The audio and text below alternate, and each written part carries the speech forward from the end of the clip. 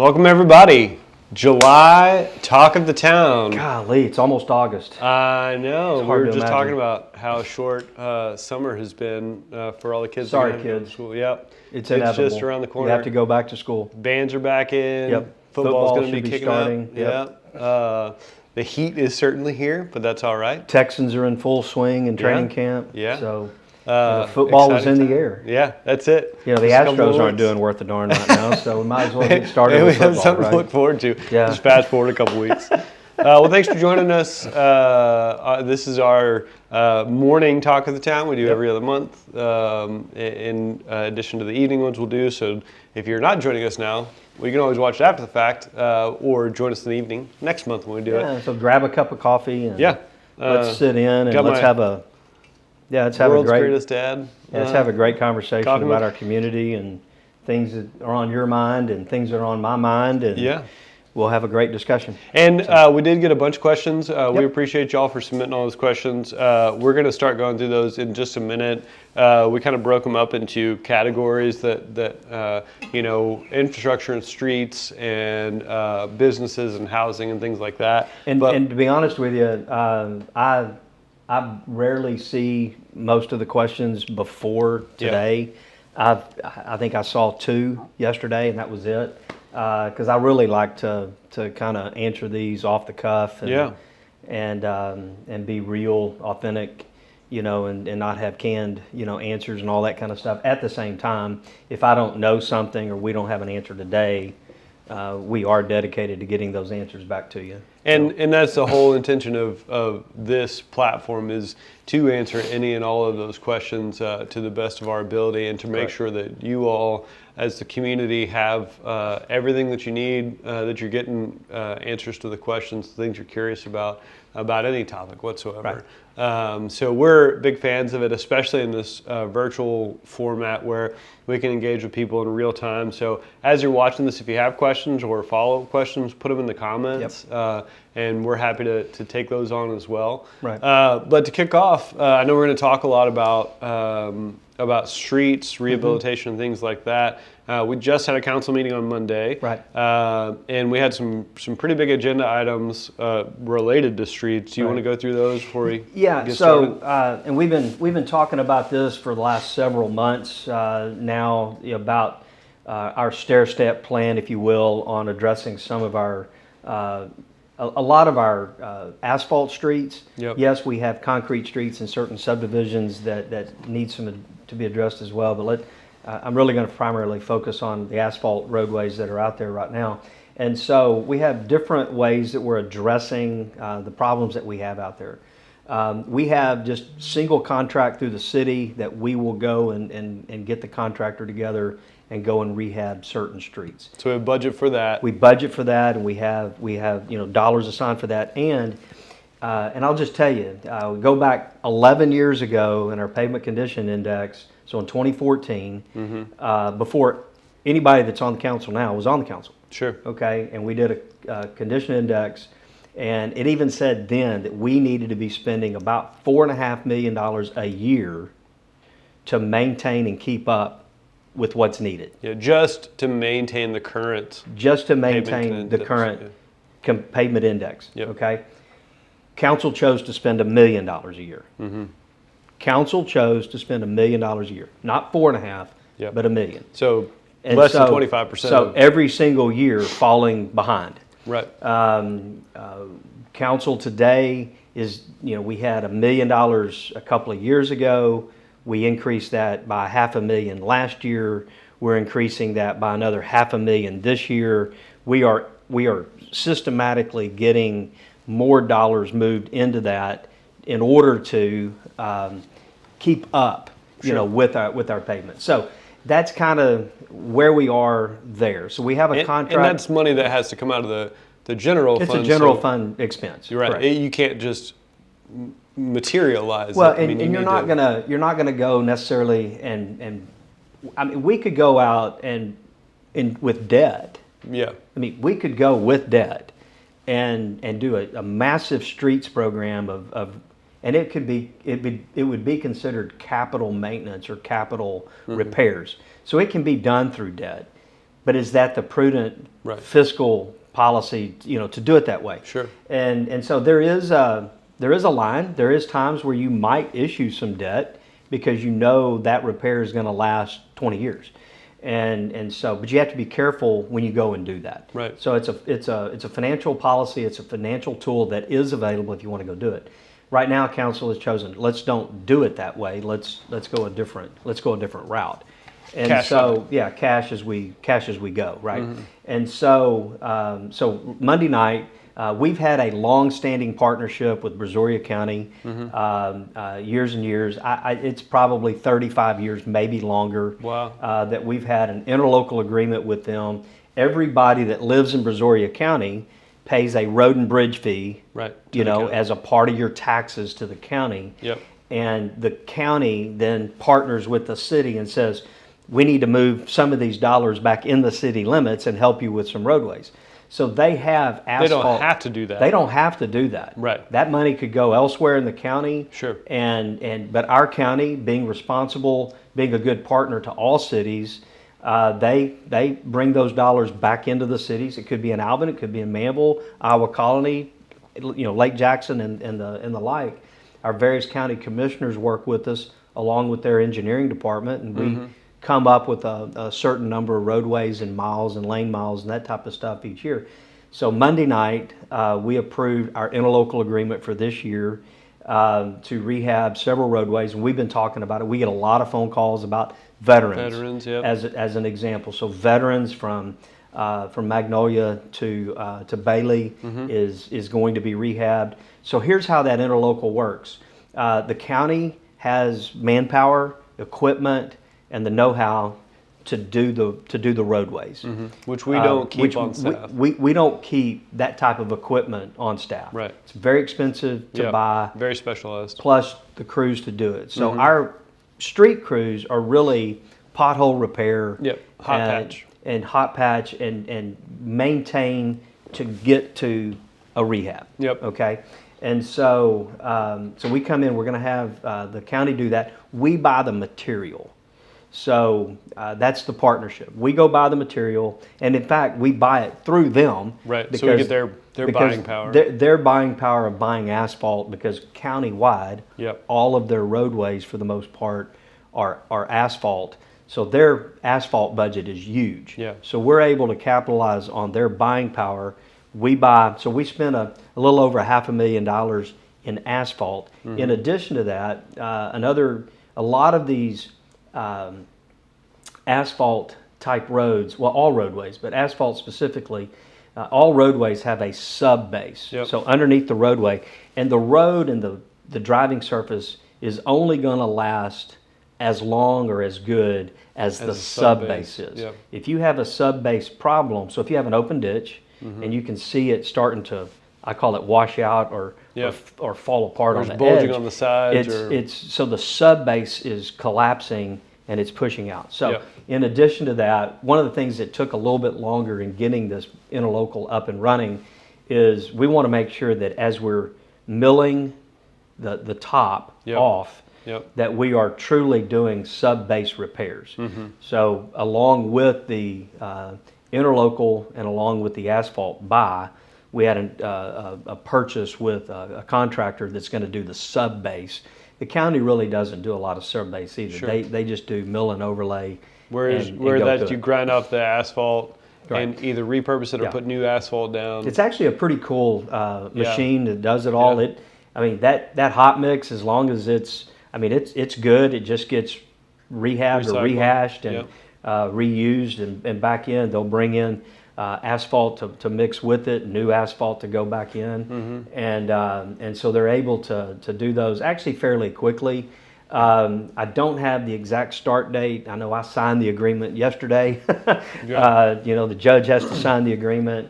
Take a and- little bit of and time to going. get the purchasing So, paperwork. yeah, in. so I would imagine, I'm trying to remember the roadways. So Veterans, Roy Road was on there. Yep. One over by the St. Helens Catholic Church, Plum. Yep. There's a section over there that's really bad, but all the way out to 35. Wow. And then Old Chocolate Bayou Road from Broadway down to Cullen. Okay, That little section right there. Oh, yeah, that's- All total, it's almost 4 miles of road that's going to be rehabbed in that contract. So in addition to that, we have a contract that we are working through a bid phase right now of about $1 million-ish a year. So again, it goes back to our normal budget that Sure. we're spending. Sure. For some roadways to be rehabbed as well. And we'll go out to the marketplace through either co-ops or direct bid process, yeah. And we probably, I can't remember the roads that are on there, but it's roads that we see mentioned often. Yeah. I know some of those roadways are coming up, and we'll be a part of that program as well. So I'm hoping in the next probably 2 months, we'll be issuing that contract and then getting that roadway, moving. And just to point out, we talk a lot. I mean, we're constantly talking about the budget requirements to keep the city running and functioning. And one of the responsibilities that we take very seriously is being good stewards of the funds that are entrusted to us. All sources, our property tax base, the sales tax, the special funds, and making sure that we're maximizing the effectiveness and the efficiency of those budgets. So, combination of teams that go out and do hot patch work to extend the life of a road as long as possible, interlocal agreements that help us rehab streets at a most cost-effective way as possible, and then our own contract solutions to create this network of work that's being done, and making those dollars stretch as far as humanly possible. Yeah, and so it's pretty impressive. Yeah, so those are some efforts. So interlocal agreement directly with the city, some additional roadways, rehab, and all of that, and then on top of that, okay, I want to address a couple things. Wesley is a subdivision that we did some drainage work in through the 2019 bond program, and we need to rehab their streets. We've taken a little bit longer in getting this contract ready than I've wanted to, but I know why, and it goes back to the subbase. We can go in and slap asphalt on top of it, and we'll be right back there in 2 years. Yeah. With the roadway falling apart. So we really need to address the subbase. And in order to do that, we had to take a little extra time to do some geotechnical work on the subbase down, so our engineers would know, so we would know exactly what we're dealing with on subbase in that. And so we're expecting to bid that here in the coming months as well. And I know that's a long time coming for that neighborhood, sure. But we're getting real close. So on top of all of that, then in our 2023 bond program, in addition to what was labeled as streets and sidewalks, almost every single one of our drainage projects has road rehab and road work attached to it. Right. Okay, so there's a lot. Because you're going to have to bust up the road. Well, because you're going to be going in, you're going to be tearing road up, you're going to be tearing all kinds of stuff. So we need to be fixing that, and at the same time, so a classic example would be two projects that are in design phase right now. Shady Crest right over here behind City Hall. So Shady Crest neighborhood and Creekside, right over here. Those are in design phase right now. So we're going to be coming through and improving the drainage in that whole subdivision. And while we're there, because we're going to be digging in the ground, right? Yep. We're going to be rehabbing and upgrading their water and sewer lines. And then when it's all said and done, we're completely rehabbing the roads, okay? And so at the end of that project, their infrastructure will be as close to brand new as we can. We're not bringing it completely up to today's standards. Sure. Because that would require really buying out some homes and creating detention and all of that, okay? So that's a little far outside the scope, but those roadways will get rehabbed on the back end of that. So that's in engineering phases right now. Hopefully in 26 we will be under construction. It'll be about an 18-month construction process because the subdivision itself is pretty large. We'll be doing one half and then moving into the other half of that subdivision over time. Another one, Linwood. We get calls in the Linwood area, Melody Lane, Linwood, back over in there. We have a drainage project that's in design phase right now. On the engineering side, we'll come in, we'll do all of that drainage, And as part of that process, all of the roadways, asphalt roadways back in there are going to be rehabbed. Yeah. And so, brought up. So in those particular areas, we just tell people, bear with us. It doesn't make sense for us to go and spend hundreds of thousands of dollars in rehabbing their road, knowing in a year and a half or a year from now or 2 years from now, it's going to get completely demolished Yep. in a project, right? That's just wasteful spending. Right. I consider that wasteful spending. Well, and communicating So our hot patch and those types, we have to come in and continue to rehab it, knowing it's coming. Yep. And trust me, anytime somebody tells us, y'all just, do y'all even know this? We know. Right. Well, that's what I was going to say. The tricky part about communicating that and getting the whole message out there. We know people are living with this day in and Correct. day out. Correct. And when you see it every day and you drive it every day and you feel the bumps, it is frustrating. Absolutely frustrating. And we're certainly aware of that and sensitive to that. But we also want to be responsible and make appropriate choices, because you wouldn't want us to be irresponsible with, Well, I can't tell you how many times, I've heard over the years, whether it was in Pearland or in Houston or any other community, it's like, well, they just poured brand new roadway. Why are you coming in busting it up? Right. Yep. We don't want to be that community. I don't want to spend good money, chasing others. Sure. And that's not a wise, use of our money. And so if that means we have to patch that road for the next year until we get to construction on something else, we're going to have to do that. And so we try to educate people when they call in or email or write or whatever, what's happening here, what's happening here. We try to educate them on it's coming. Right. Just be patient. And then even our bond programs, being patient with it, because we only have so much capacity to be able to manage all of this, right? And we can go and bite off more than we can handle. That wouldn't be prudent either. No, Because then mistakes happen, and we're talking, millions of dollars of being spent. You can make a quick mistake, and it can cost you millions of dollars. Sure. And have lasting impacts. And that's got big impact, and nobody wants to do that. We want to be prudent with it, and do it the right way. And I can attest to this. I mean, I'm fortunate to get to work with a lot of the city employees and a lot of our contractors, and our nature is to push the envelope and to try to move as quickly and as effectively as possible. And so it's frustrating for us to have to slow ourselves down. Right.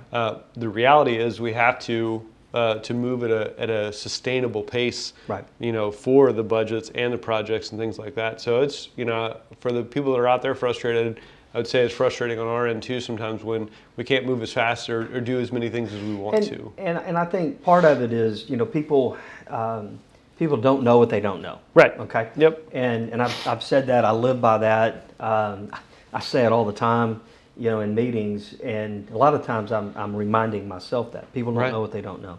So it's our job to educate them on what we know that they may not know. Doesn't mean that they're ignorant or less intelligent or anything like that. It's just city has subject matter experts in certain fields, right? Be it engineering, street repair, water and sewer, whatever. We have subject matter experts.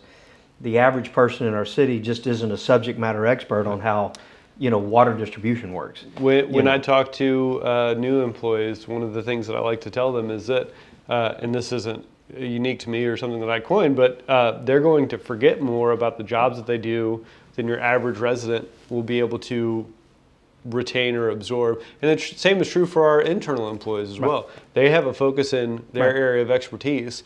Other people outside of it, and we have a bad habit of this in the government, professional government, using acronyms to save time, and so like I like to always ask people like, what's TERS? Because it's a very industry specific acronym, and if you don't work in it every day, you might not know. Well, and just like there's people all over our community who are citizens in our community who are subject matter experts in their field. Sure. And and we can all learn from that as well. And so I was saying that because a lot of people then don't realize the cost of some of these projects. Yep. They don't understand, what it costs to do a mile of road. Sure. And just to rehab it, let alone taking that road from an asphalt To concrete to curb and gutter. concrete curb and gutter. Yep. Okay, and though you're talking going from literally spending hundreds of thousands of dollars rehabbing to millions Millions. upon millions of dollars redoing it Yeah. to concrete curb and gutter. And so you have to do all that within the confines of our budget, all within the confines of workload and everything else. So, so multi-pronged approach. We've got our interlocal with the county. We have direct spend that we're spending on rehabbing roads. We have Repair our capital crews. improvement, Oh, yeah, capital our improvement. capital improvement program that's going to have capital repairs in those. And so I would invite anybody who really wants to look at this to go to our website, go to departments, go to engineering and public works, and on that tab on the left-hand side at the top, hit Public Works and go to Streets. Yeah, there's a fantastic And map go to there. Streets. There is an incredible dashboard there Yep. of our pavement condition index. Every single road in the city has been graded. Yep. So we know. And if it's, I forget the color, red or Red is the worst, I think. getting in that yeah. that direction. So if you see that, you can actually look on it and it will give you the index. But the other thing is there's some other items there where you can say when are these things being planned and what's being planned, Yep. and you can click on what's in the next 3 to 6 months. Click on it. There's the roadways. So you can that see are all the being planned now. methodology. Here's the ones in the next year or 2 years, whatever. It's right here. Yep. Here's the next 5-year CIP. Yep. And when you hit that one and you Yep. do all the other, you will see a massive amount of color, Right. hit on that screen. So Yep. you'll be able to see, what's being planned. And so, multi-pronged approach, understanding, how we get there. And I'll say this, and then we'll move on. Sure. I was off council. I came off council in 2010. We had what is now the drought of record for the state of Texas in 2011. Okay, it outdid the drought that was 50 some odd years before that. So in 2011, we had a drought, and I told people then that we won't know for a decade plus the damage and the cost Yeah. that drought cost us. Right. So drought in 2011, Harvey 2017. 2017. Yeah. So 6 years 7, later, inundated with water. So your sub base is doing this. Yeah. It's Yeah. doing this, okay? And then turn around out of that, we've had back-to-back droughts. Sure. So all of that Yeah. Expansion, weather-related contraction, expansion. things that have happened is affecting what's going on underneath it. So it's Yeah. affecting our roadways, it's affecting sidewalks, just like it's affecting your home's foundation Yep. and those types of things, right? So if it's affecting your foundation, it's affecting all of the roadways within our city as well. And Sure. so that exacerbates what is already just an ongoing problem of just routine wear and tear on the roadways, right? Yep. And so for some ways, I don't know that we will ever be caught up or certainly ahead of the game, but with the capital improvement program and everything else that I've just described, we are going to put a huge dent over the next 4 or 5 years in road repair. And so that's frustrating. If you've got it in front of your house, it's frustrating. We understand that. But it's coming, and it's been happening. We talk about road repair, maintenance in every budget meeting. We talk about it all the time. Yep. And we're active in making sure that we get it done. Well, and just to add on that a bit more, I mean, it is something we talk about a lot because it is really important.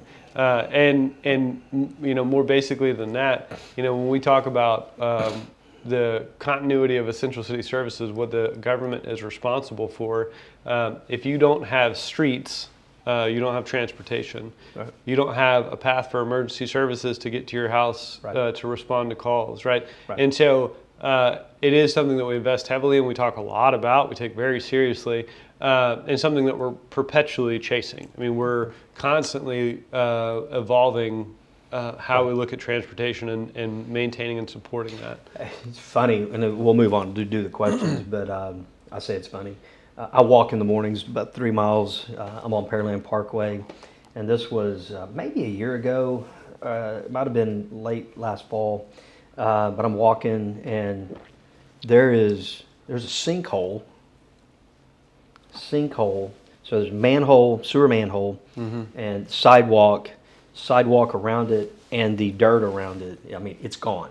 Oh my goodness. When I say sinkhole, I bet you it's 6 foot deep. Golly. So we obviously I called it in immediately so we could cone it off. 1900.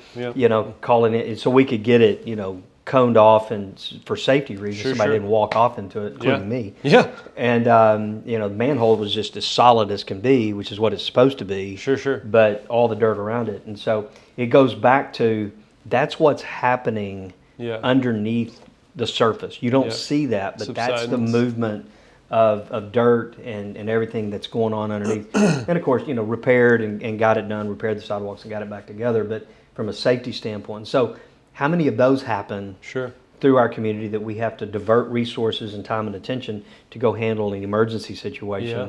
Those happen as well. And so we're very aware of it. If you do see something, we do have the app. Yep. So Connect to Pearland. It's available on the app stores. Another way to submit it is through. We have 2 ways to reach 1900, which is the reporting line. 281 652. 281-652-1900. There are people that answer that line 24 hours a day. To take any of those, really any issue that we're seeing in the community, high grass, abandoned vehicle, whatever the case may be. And then we have 1900@pearlandtx.gov, so we have an email address that also goes to that same group. So we can put those in the comments too. Yep, we'll put them in the comments as well. But the app's the easiest way to do it because then you just pop it up, take a picture, post your location. And I want to address the app a little bit because a lot of people will say, well, I turned something into the app and I never got anything. And we're aware of our deficiencies in the app. And so one of the things that we have on board right now, we created a position because I want to make sure that we are dealing with the public like we would be dealing with a customer, customer service, real customer service. Your government should be working for you, not against you. Sure. Your government should be helping you, making sure that your quality of life. And so we created a customer service experience officer program. And so in a lot of different departments, from public works to utilities and the like, they have people who answer those phones. So the 1900 and others. And so what we've done is we've taken those positions internally, not added numbers, not added people, but taken those positions within and created this customer experience team. Okay, so now when you have a central place, when you make that phone call to 652-1900, that it's the same team answering those phones. So now we're able to monitor those. We're able to escalate what needs to be escalated. We're able to follow and track a request internally, and we're not necessarily just sending it out into cyber world. But we have a tracking system that we can then close the loop with a resident and say, we've now handled it, or we're back in front of you, and we're making sure that the customer experience is what we want it to be. And the goal is to really have one phone call, it's handled. Okay, that is the ultimate goal. We have a ways to go. We have, we have to get better, but we have a team dedicated to make sure that we do that. So you don't call in and it just goes into cyber world. That's the biggest frustration that people can have is it just, did anybody even hear me? And we want to make sure that not only have you heard, but we want somebody answering the call. Well, and that's a really good point. Trent Epperson, the city manager, he talks about when you call your cable company or the electric company, sometimes the challenges you can have with getting a live person on the phone. And so we want to move the opposite direction of that. Correct. And fully knowing too, and this is sort of a stretch goal, desired future state, not everybody wants to speak to somebody. So what are the solutions we create that allow people to get the things done that they need to get done, submit the tickets they need to submit, get the questions answered they need to submit, Right. without having to talk to somebody if they don't want to. Right. And so being more thoughtful about how we leverage technology to meet our customers, our residents, where they are Right. And where they want to be. Right. And to me, that's the essence of good customer service. And on top of that, it's also making sure that we are training every one of our employees who are literally on the road every day. Yeah. I mean, we have vehicles from different departments every day, and making sure when they see something, they're reporting it. Yep.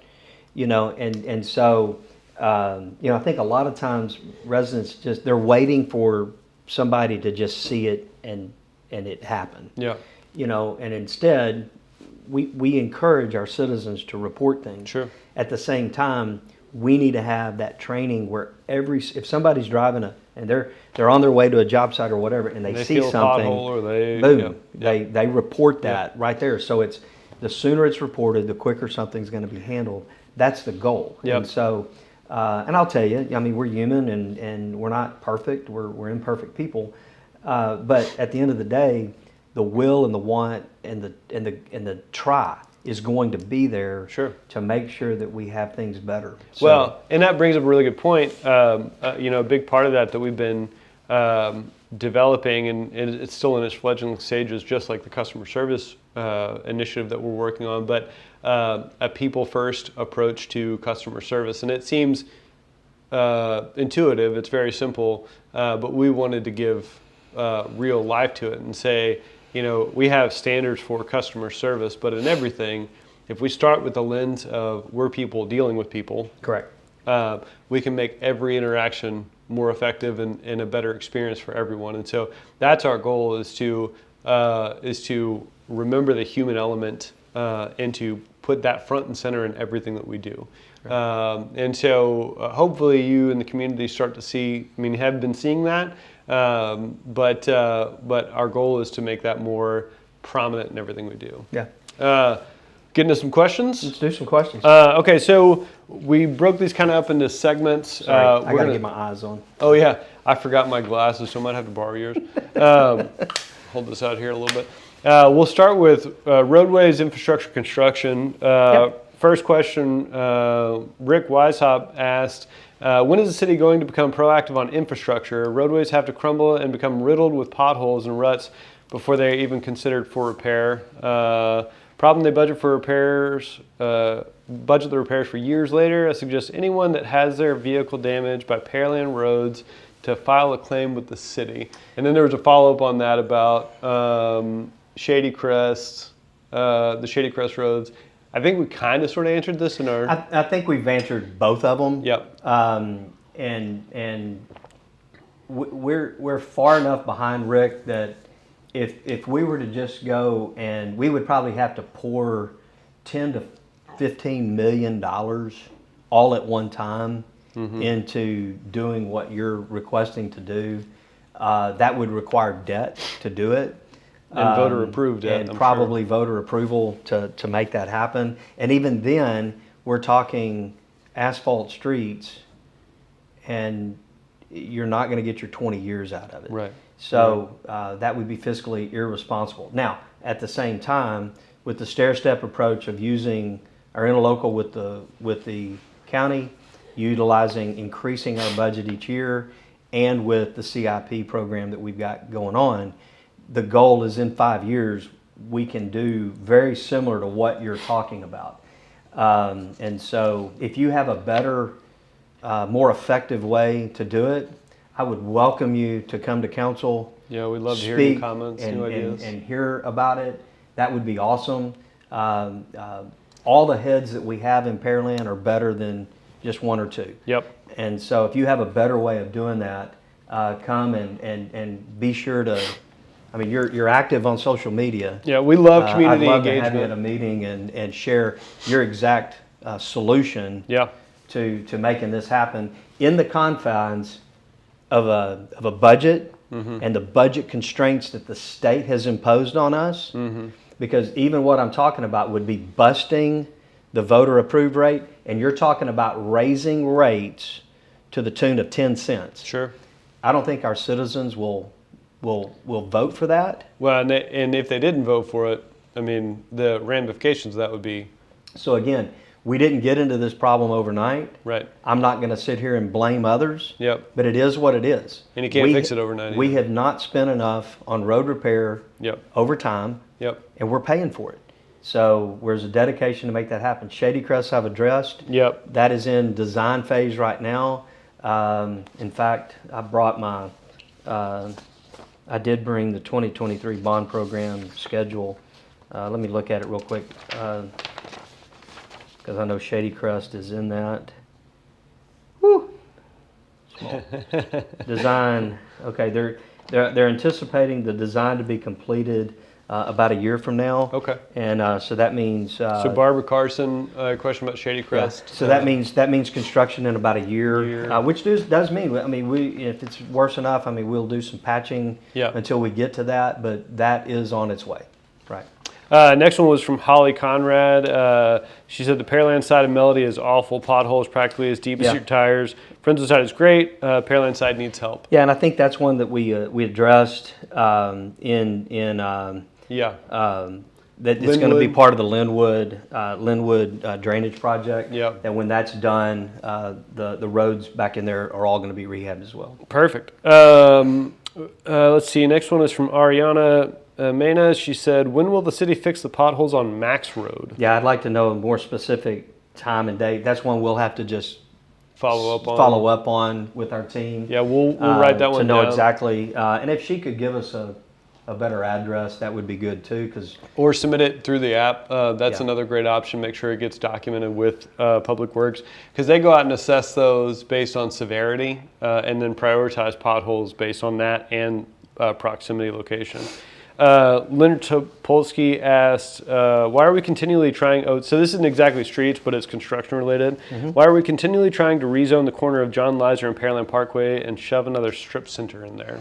So the city isn't trying to rezone anything. Private property owners do. So private property owners have a right for rezoning. And in this particular one, all of the frontage on Pearland Parkway right there is zoned general business. Has been for GB, yep. GB has been for 20 plus years. And in this particular one, the owner of that property, who has a right to build, who has a right to develop, and if we withhold that right, you and I as citizens will get sued.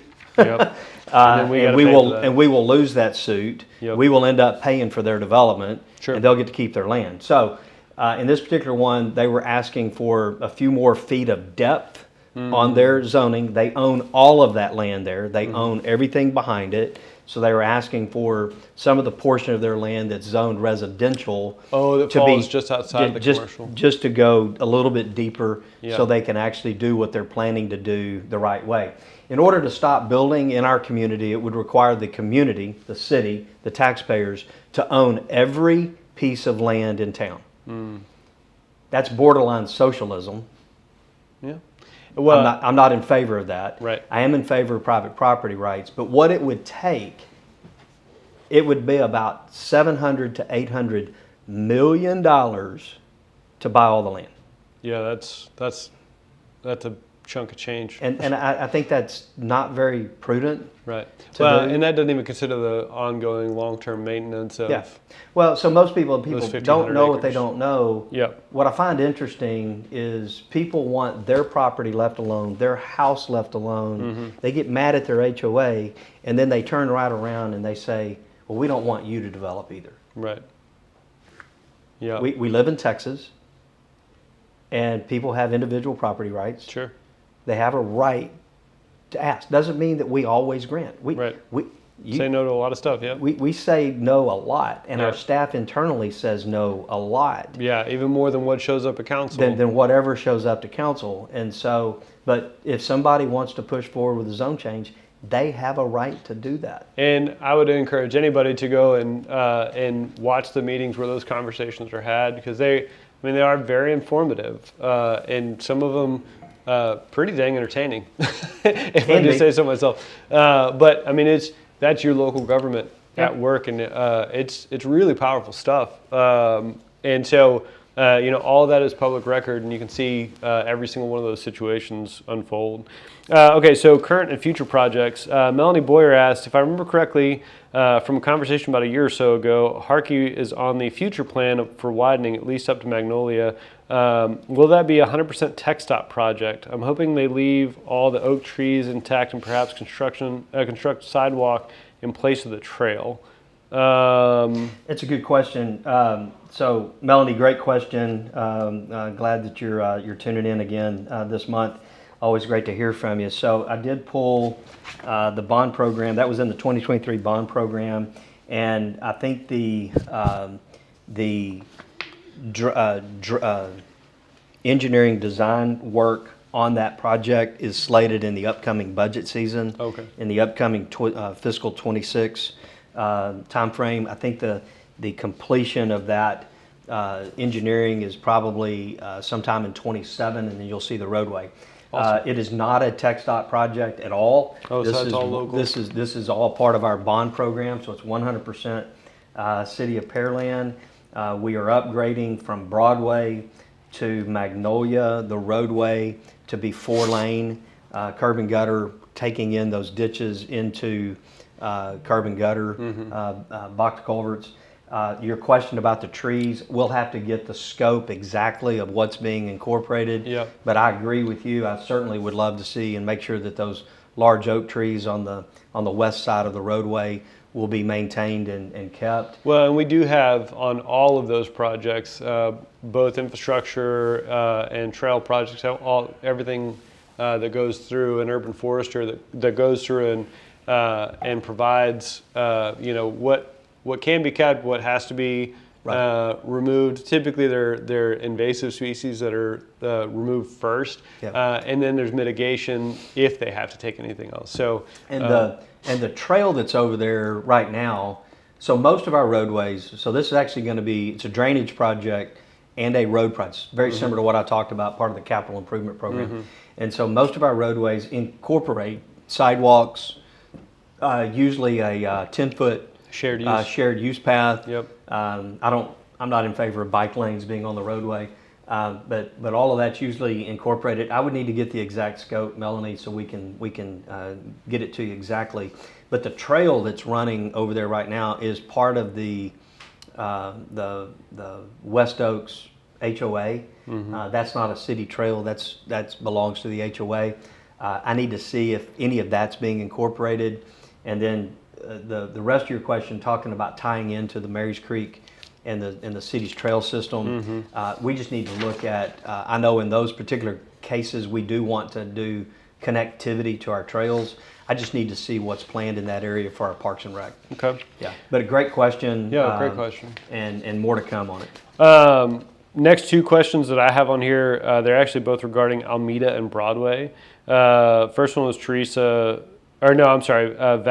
Kahanik asked what is the activity on Broadway and Alameda, and what's the progress? And then Teresa Thompson also asked, intersection of Alameda and Broadway, not sure what the status is of the new townhome subdivision and the road construction, but can the overgrown vegetation be maintained? It's a safety hazard. So it's a great question. I'll have to get back with both of them on this, because they're asking about the activity. I do know that TxDOT has a road project where they're taking our Broadway, and there is an overpass that's going over the railroad tracks there at 521, Broadway and 521. That is a TxDOT project. Kind of like what they did on Shadow Creek Parkway? Yeah, similar to that, except it's going over. And so that road project over in Fort Bend County is then going to be connected over to Olympia Parkway. Oh. So it's about a 2-mile stretch of road that was in a Fort Bend County bond program a couple years ago. And so the timing of that is once this is done, I think they're in design phase over in Fort Bend County on that, and that will eventually connect over into Olympia Parkway. And so I don't know the status specifically. I can get it. We can get it and upload it into the comments. Yeah, we'll the status. But it's sure a TxDOT project, And our team visits and meets with TxDOT on a monthly basis, and they go through all those different projects so we can get a good update. As far as townhomes are concerned, I've not seen a rezoning of that corner for townhomes. That corner is a commercial corner in Shadow Creek. So I guess it would be 521, Broadway and 521, the northeast corner right there. The landfill is across the railroad tracks, across the road, from that. So that corner right there is designated as commercial. In the Shadow Creek plan. We've not seen a rezoning coming in on that. So bear with me. That's news to me. So let us get some information. And we'll certainly get Teresa a question on. As far as overgrown, that would be a code enforcement. We just need to follow up with code enforcement. It's private property. Or private property, I mean. Yeah, it's private property. We just need to get with code enforcement on making sure that they have flagged that. And a lot of times when we get to code enforcement, a lot of times they have. There is a process that a property owner can go through. Not every property owner is as responsible as the next property owner. And they want to go all the way to court. And that's this time of year, I mean, not to make excuses, but the grass grows really quickly. And so, but there is, through 1900, through Connect Pearland, you can submit those, and they go two different places. If it's private property, it goes to code enforcement for their review. If it's public property, it goes to right of way, and they send it to our mowing contractors. Next, Stacy Jackson asks, what is the most up-to-date status on the Bailey Road construction and opening of new lanes? There have been different days communicated from opening new eastbound lanes, but those dates have passed, and I've not seen hardly any work over the last month. The date she's talking about, so there was a traffic switch that was anticipated that will allow the finishing of some of the median breaks. We were waiting on fencing material that had to be installed before that could take place, and that fencing material was delayed. So that's my understanding of why that date keeps moving, but the new traffic pattern is still accurate. It's just a matter of when that gets put in. I haven't gotten a status on that recently. Yeah, Stacy, I feel your frustration in that. I get frustrated with it as well. And but here's the good news. That project is very close to completion. As you can see, the eastbound lanes are complete and done. But we certainly want to put traffic on there and be responsible as we finish up the median and the median cuts, and we do it responsibly with traffic, in the corridor. But that project under its contract was scheduled to be completed in January coming up, January of 26, January, February of 26. The contractor says they have about 60 days total left of work to do. So I'm assuming that's 60 days once they get the fencing in. So let's just hope the fencing gets in and we can get that completed. And keep in mind, I'll say this, it's real important that if you're in a construction area to, get your mind on driving and making sure that you see the construction folks that are there. Absolutely. Same thing goes for if you see a crew that's landscaping and maintaining landscaping. Slow down and give them room. We had a contractor hit by a car just 2 days ago out on Broadway. In fact, I need to get an update. The last I heard, they were calling Lifeline in to send him. He ended up transporting him by ambulance, but he went straight into surgery. He was in critical condition, and I don't have an update on that individual. So be mindful of people in the corridor. Be mindful of people who are working. That's the second landscape maintenance person that's been hit by a vehicle this year. We had one on Pearland Parkway at Dixie Farm Road back several months ago, about 6 months ago. And so just remember, they've got families and they're there. And so if you see work in the corridor, just be mindful of it. So we want to make sure that corridor is safe for the workers as they complete that. Absolutely.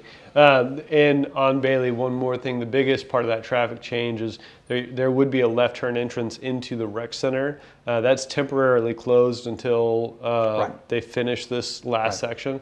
So to get into the rec center, if you're coming eastbound on Bailey, turn onto Veterans and go in the back direction that way. So, but hopefully that should be done, relatively soon. Moving on to lights and traffic, street lights. Rami Azizi asked, I've asked this question before, it seems to never get answered. Would like to know why major roads like McCard, Kingsley, and others have no street lights. Makes driving less safe at night, especially when the reflective marking on islands and the road itself are long faded. Whose responsibility is this to ensure driving safety? Thanks. Well, Rami, I actually drove McCard last night. Mm-hmm. So let's talk about McCard. McCard has streetlights. Yep.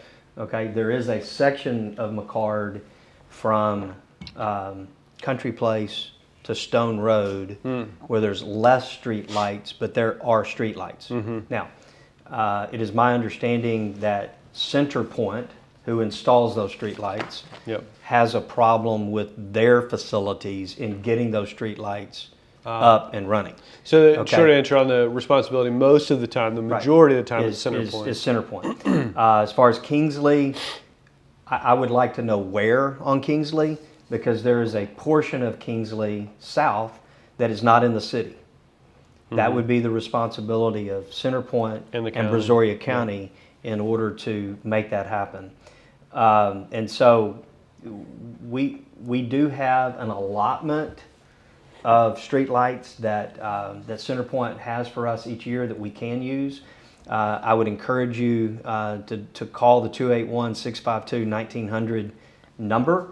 Be specific with an address, with a 100 block or Cross-section, something. yep, Don't yep. just tell them Kingsley, because it goes forever. Yep. And so be specific with an area. And it is something that we have a process internal to make sure that we address it and look at it, because there may be something coming.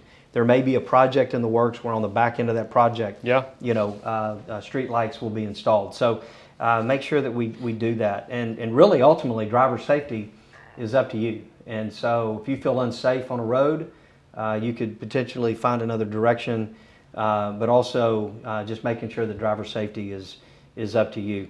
Yeah. And so Kingsley, like I said, Kingsley within Shadow Creek has street lights.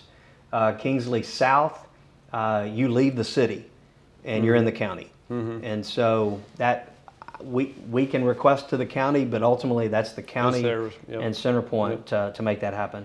I think we addressed Tara's Yeah. as well. Josh Willis asked, I'd like the city to see the city putting any streetlights across the 9,000 block of Broadway. Yeah, so we'll address this, Joshua. So as part of Great name, by the way.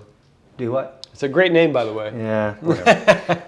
So as mentioned, sometimes we have a project in the works that will result Yep. in streetlights. Yep. So the 9,000 block of Broadway is part of Broadway that's going to be widened by TxDOT. That project, the utility relocations and everything else should be starting probably at the end of 26, moving into construction. And on the back end of the construction, you'll see, and we have to reserve some of our allotment with Sure. CenterPoint every year, because it goes into projects like this. Yep. That Big rehab streetlights will be kind of the normal street light in that area. So Yeah. it would not be prudent for us to go and put lights in today only to have them Yeah. torn out in When 2 they widen years. it. Mm-hmm. When we widened, and so that's taking our allotment away from others. But great question. Those streetlights are on the way. Melanie Boyer asked if we found anything out about the CenterPoint contact on Fight Road. So Melanie, good question, and the answer is yes. So that actual request is going through the process. So I was going to say what that process is. Once you turn it in, then we do it internally from engineering. We make sure that anywhere there's a street light being requested, is it appropriate? Is it meet the standard of needing one?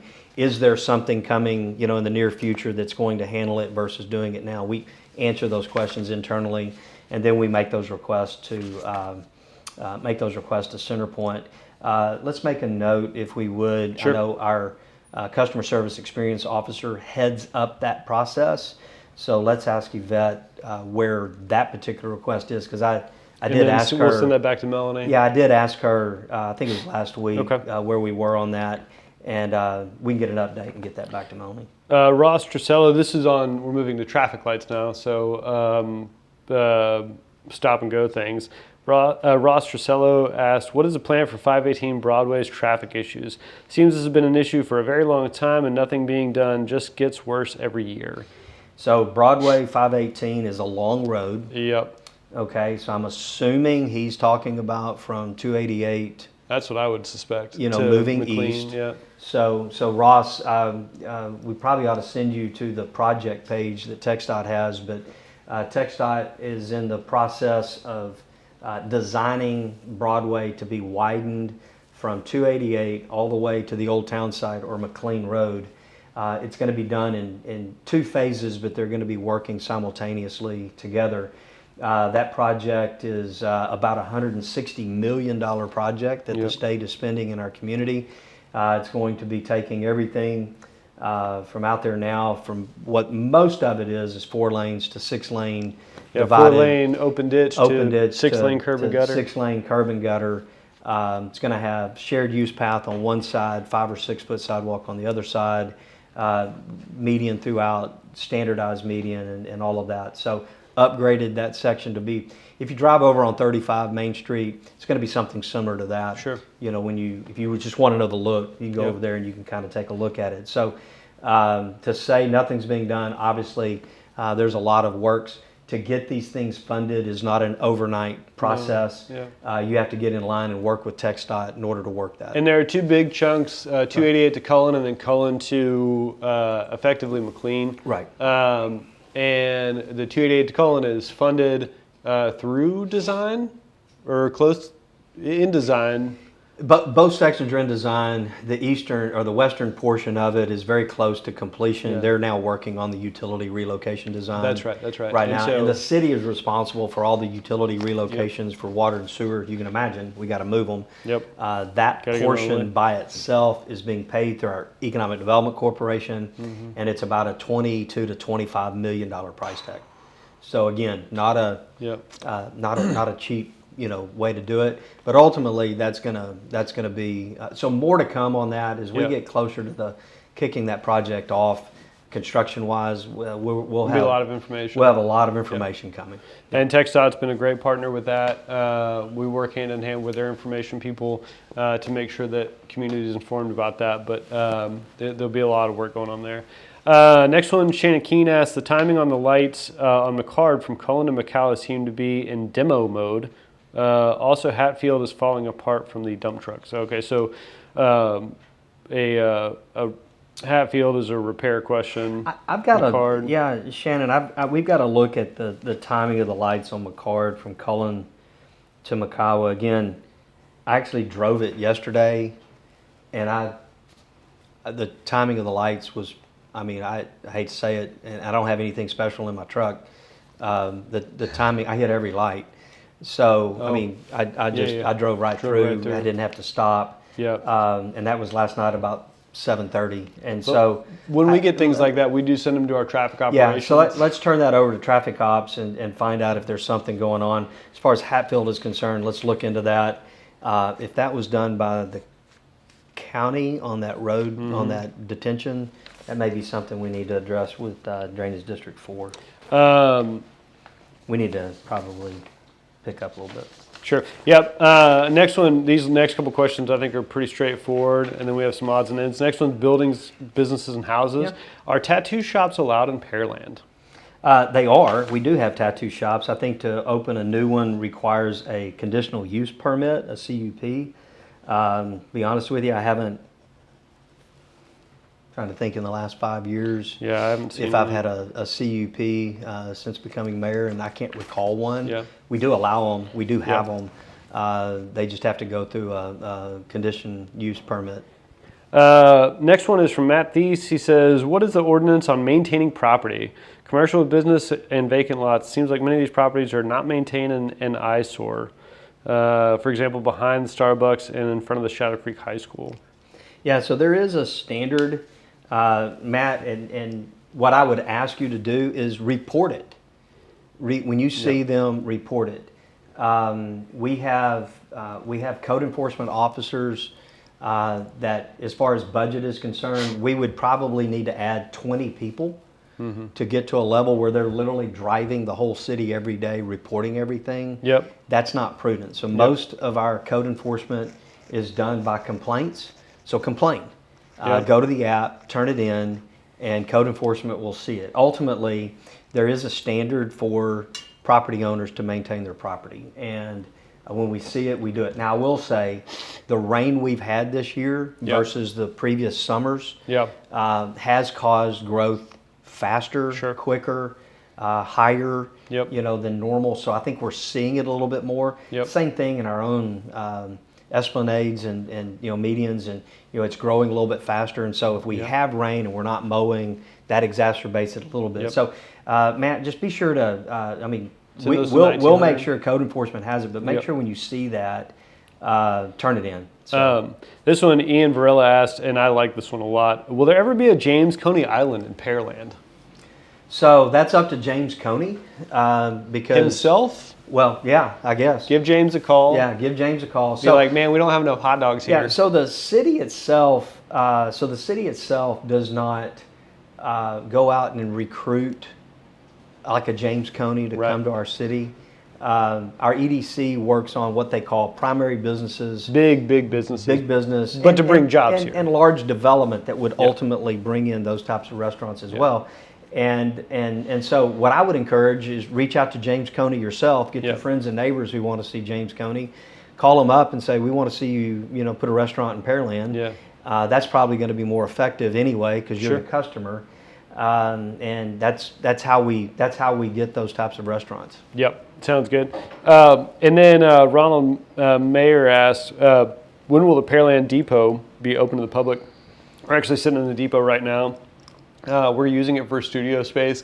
It is in renovation. Actually, just a couple weeks ago, council approved the budget for, which is already allocated, to finish out the project from an office use space and ADA compliance, which will be starting in the near future, hopefully be done by the end of the year. Technically, the space is going to be office space for the communications department, so it won't be like a public museum or anything like that, but we are certainly open to the public, or we will be once we're in here as a department. So we welcome anybody to come by and say hi. We love having visitors. We'll be happy to show you around, show you how we're using this space and making the most out of it. So look early 2026 once we get moved in. Let's back up to number 16, Mr. Zaid. Oh, Stop the building of gas stations in every block. I didn't know we had a gas station in every block.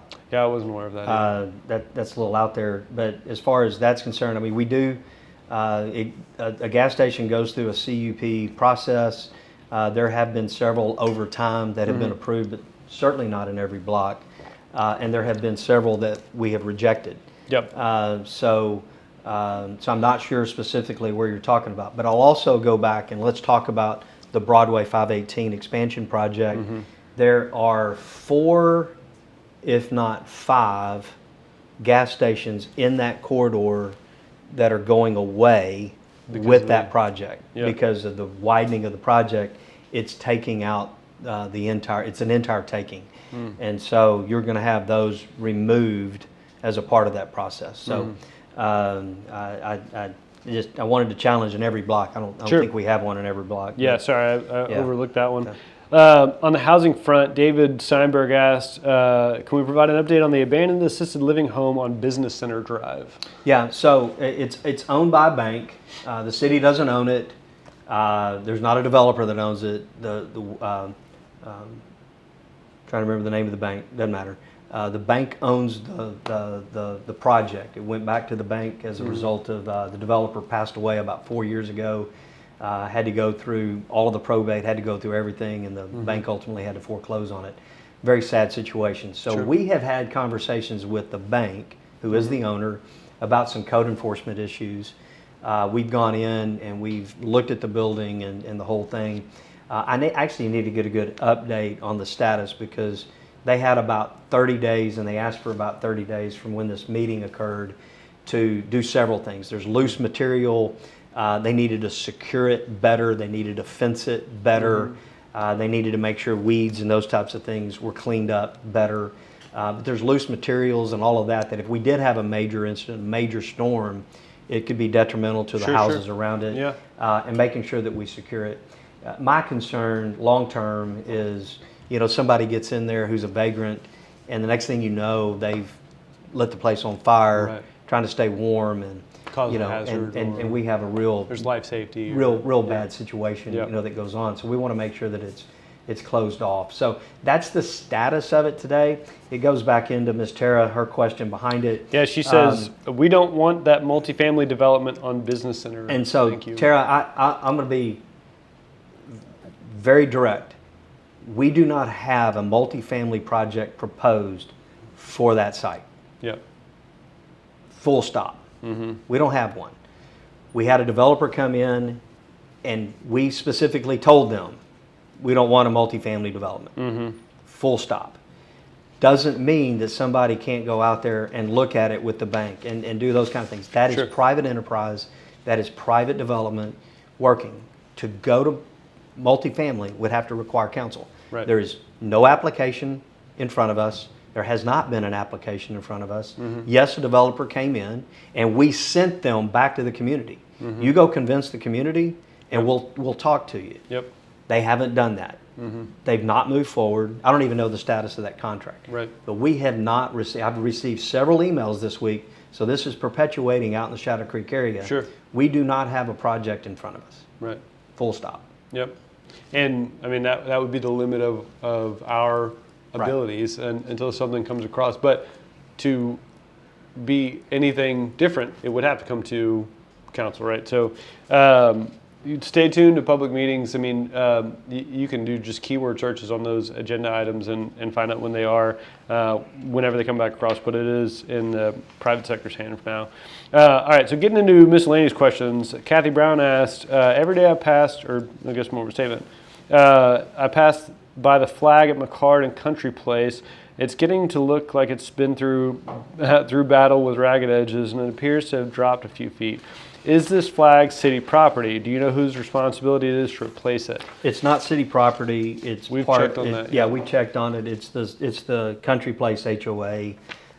So let's just make another point to reach out to the HOA out there to address their flags. In addition to that, the governor did order state flags at half-mast as a result of the floods and the people and the lives lost in Central Texas. So you may have seen it drop because of that. Rebecca Nova asked, I saw a homeless guy the other day in the cross of Reflection Bay Drive in McCard, Shadow Creek Parkway. To be honest, this is the first time I've seen one in this side of Pearland. I called an emergency line and said, they said there's nothing they can do unless the homeless accepts help. But was not even someone going to check on them at all, even when the operator was very polite. I saw a homeless guy the other day in the cross. Yeah, I guess the intersection. Bay. Okay. So there's a follow-up. It said, I was told by a business in the center by Kroger, City of Houston has a contract with HCA Hospital. So let's kind of address homeless. Yeah. So there is a human right, whether you're homeless or not, to be on public right of way. Right. So if they're camping out, staying there all hours, we have the ability to remove them and move them about their way. We need to find them help. We need to get them someplace. Right. And so if you see somebody camping out, sitting, staying, not moving, call the police. Yeah, the non-emergency line. Yeah, call the police. Call the non-emergency line. 281-997-4100. Yeah, 4100, and report it. Yep. And allow the authorities, the police, to decipher what needs to happen from then on. But additional to that, if somebody is homeless and they're walking the sidewalk, they have a right to do that. Right. Yep. And so it's kind of hard from this question with somebody walking, with somebody just stationed there? Yep. Did they pitch a tent? And what exactly happened? If they're on private property, Right. like up in a strip center and those types of things, it requires the property owner to initiate a complaint Right. for us to remove them. Yep. That's assuming they're not doing something really illegal. Sure. Yeah. But if they're just there, if they're loitering, camping out, it Yep. takes the property owner to do that. And our dispatchers, the people who answer the calls in non-emergency, they're getting their information from law enforcement. So the information they're telling you is accurate information, and that's the appropriate response in that situation. Next is Travis Spiegelauer. He asked, is the city of Pearland currently considering a paid parental leave policy for its municipal employees? I don't know about specifically paid parental leave. I haven't seen anything about a policy about that specifically. What I can tell you as a city employee is that we accrue sick leave over time, and that's allowed to be used for either maternity or paternity leave, along with the Family Medical Leave Act. So you can take non-paid sick time off through FMLA, or you can use sick accrual time to subsidize that, or to take that time off as well. And a lot of people do that. They'll bank their sick time, and then when they have a child, it gets applied to that. So it's there. We have not had that come from the city manager's office or HR to council as a consideration. So I would defer to their offices to see what, where, how. But as Josh put forth, there is a mechanism for people to take leave. This is in addition to FMLA. Right. So FMLA people are allowed to go for various reasons, not just childbirth, but other reasons. Yep. Taking care of a family member. So we do. I would say we do our dead level best to take care of our employees. In fact, all of our benefits, health, dental, all of those kind of things were on our agenda this past Monday night. Yep. We were looking at a 20+%, 24%, renewal. Our consultant, along with our staff, working through to how do we get that to where we need to do. And so there's some give and take on benefits, give and take on deductibles and out of pockets, and we're able to get that renewal to about a 9% renewal. And so when people, they start talking about tax rates and those kind of things, city governments are hit with the same types of things that people are hit with at home in their own health insurance, same businesses. We've had a rough claim year the last year, and this is on the heels of two very, very good years. The year before we had about a 1.8 or 1.5% renewal, so very, very modest. And so, but we deal with all those. Right, and we're, like every other business, we have budgets that we have to maintain, and we're a people-based business, and so that adds to the challenge of it, and we have to be competitive just like every other industry. And so, credit to council and to city leadership to put that at the forefront and recognize that without the solid foundations of investing in the people that are here, both from a financial perspective as well as benefits and opportunities, it helps keep that retention and keeps the good people here that do the work that's necessary. Next one, I find this question fascinating. I'm curious about this. Brandy Bahana asked, what was the reason behind not lighting up the stems of the pears on the freeway? They look like avocados at night with only the fruit lit up. Maybe we call it avocado land. I don't know. I've never seen them and look like an avocado, but Yeah, I understand that, Brandy. And I don't know. I didn't design it. In fact, I wasn't even on council when it was designed. So it'd be a great question to ask our EDC who led that project. And maybe just drive past them during the day. Maybe just don't drive that way. We'll get you an answer and back. I'm curious about that as well. And then let's see, last couple ones here. Joe Lovell said he appreciates everything the city is doing. As much as we hate the tax rate, it's necessary. Let's see. There was a question in here and I missed it. Bobby Lou, can we have a volunteer yeah. handicap parking enforcement Yeah, program? yeah, that's right. Like the city of Houston, and Sue Matthews at the bottom of the Pearland Citizen Police Academy Alumni Association covered that at one time. It's a great question. I actually need to find out why they're not doing that. I think it came down to a couple of things. One, I think just the available volunteers to go and do that. But number two, probably down to some liability on writing a ticket. Yeah. And those types of things. But we have had that in the past. So Bobby, I would ask, are you a volunteer? Are you ready to volunteer for that job if we were able to do it? But I would, we would need to caution people in what they're able to do and what they're able not to do. Yep. So, but it's a great question. We've had it in the past. We'd love to see, because it is frustrating when you see people, for example, in a handicapped parking space that really doesn't need to be there, and or parked, Yep. in places they don't need to be in, and eyes and ears and people out there to help with it Yeah. would be good. Well, we always encourage people, don't be on your phones while you're driving and be responsible. I mean, we want people to be personally accountable as well. And we have expectations that our community will be responsible Right. as well.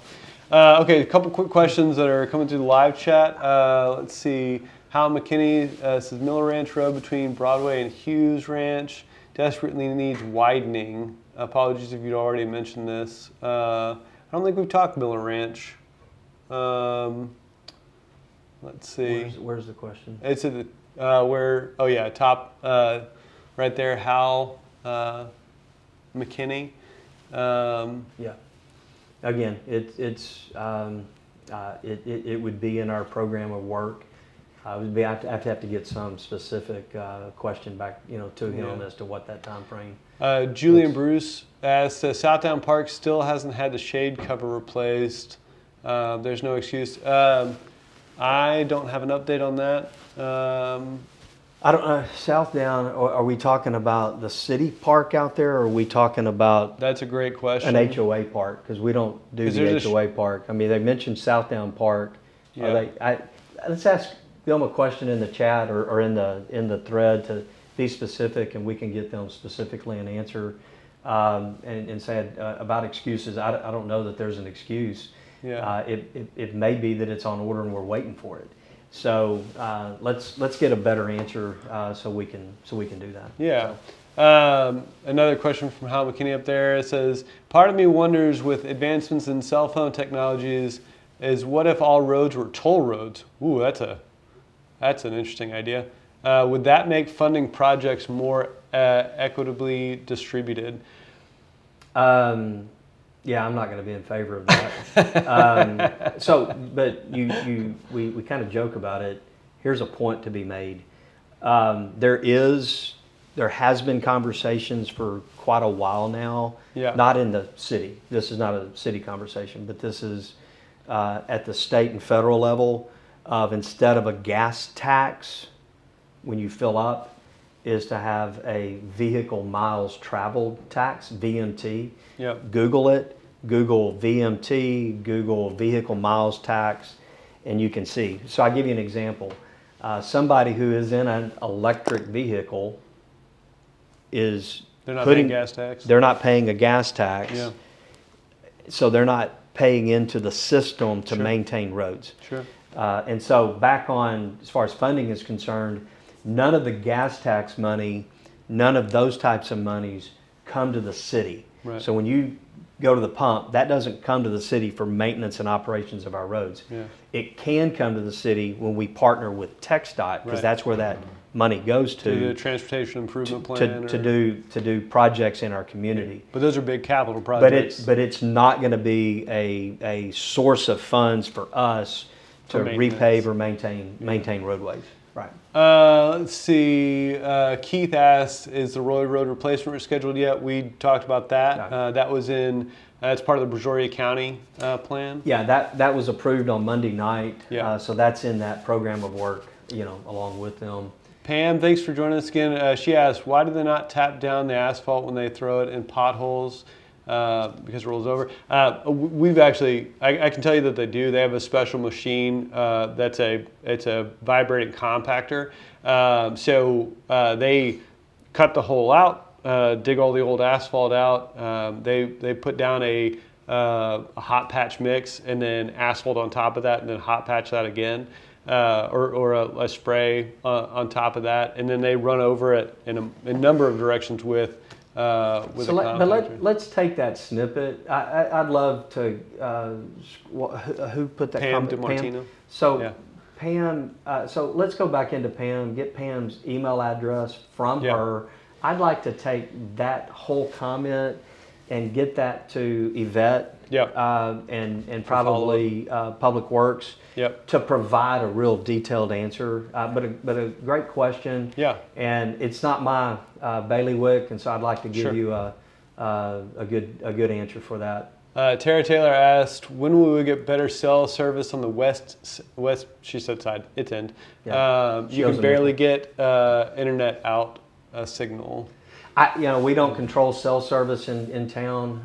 That's going to be up to the providers. The AT&T, Verizon's of the world. Yeah. T-Mobile. So something we can turn over to them, but they're probably going to say we have it, and so I'm not sure what's blocking it from your particular area.